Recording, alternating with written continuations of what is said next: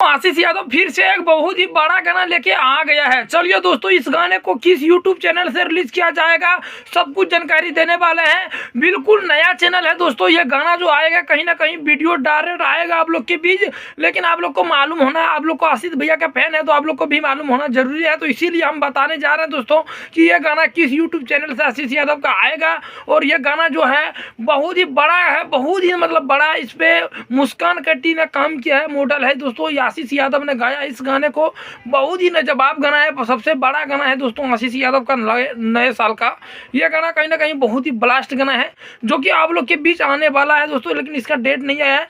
लेकिन दोस्तों इस गाने को नई म्यूजिक वर्ल्ड से गाना को रिलीज किया जाएगा, नई म्यूजिक वर्ल्ड से। ये इस गाने को अभी डेट इसका फाइनल नहीं आया है, लेकिन आ जाएगा। जिस गाने को आप लोग को देख सकते हो केवाड़ी ठक ठक मतलब टाइटल है, आप लोग देख सकते हो, पढ़ सकते हो दोस्तों। इस गाने को अभी डेट नहीं आया है, लेकिन डेट आएगा तो हम बता देंगे दोस्तों। ये आशीष यादव का ये बहुत ही बड़ा गाना है, इसमें इसका अभी ट्रेलर आ चुका है, जाके आप लोग देख सकते हो।